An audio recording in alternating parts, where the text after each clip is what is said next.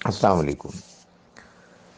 دیکھیں، حدیث میں جو باتیں آتی ہیں وہ قرآن کی یا قرآن ہی کی روشنی میں جو انسانی فطرت ہے اسی کی وضاحت ہوتی ہیں۔ یعنی کہنے کا مقصد یہ ہے کہ یہ کوئی الگ سے کوئی علم نہیں ہے یا سورس نہیں ہے، بلکہ قرآن اور انسانی فطرت ہی کا فٹ نوٹ ہے۔ تو نبی صلی اللہ علیہ وسلم نے بعض موقعوں پر بعض لوگوں کو بعض برائیوں پر متوجہ کرنے کے لیے ایسی باتیں بیان فرمائیں، جیسے کہ آپ نے بھی قرض کے بارے میں بتایا کہ اگر کوئی شخص مقروض مر جائے تو وہ جنت میں نہیں جائے گا۔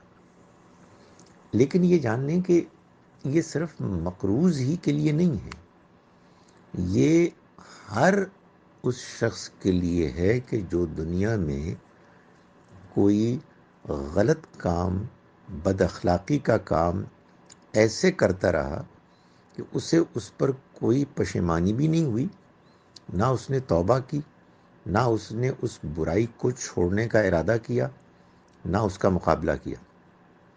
وہ چوری ہو، وہ جھوٹ ہو، وہ کچھ بھی ہو، تو ایسا شخص نہ ایمان والا ہو سکتا ہے، نہ اس کے نیک عمل حقیقت میں نیک عمل ہوں گے، تو وہ جنت میں کیسے جائے گا؟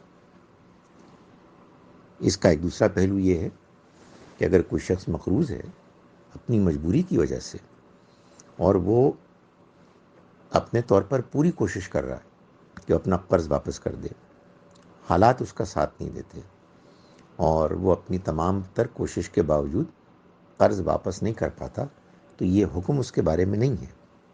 یہ تو ان لوگوں کے بارے میں ہے کہ جو دوسروں سے قرض لیتے ہیں اور پھر اس کو اڑاتے ہیں، اور کوئی انہیں اس میں پرواہ نہیں ہوتی کہ کسی کا قرض ادا ہو رہا ہے نہیں ہو رہا۔ تو یہ صورتحال ہے۔ انشورنس کمپنی دیتی ہے واپس یا نہیں کر دیتی، یہ بالکل ہی، یعنی آپ سمجھیں کہ اس سے ارریلیونٹ بات ہے۔ اصل چیز انسان کا رویہ ہے۔ اگر اس کا رویہ اخلاق پر مبنی ہے تو پھر اس طرح کی باتیں انشاءاللہ اس کے جنت میں جانے کا میں رکاوٹ نہیں بنے گی، ورنہ اس کا غیر اخلاقی رویہ اس کے لیے جہنم کا ذریعہ بنے گا۔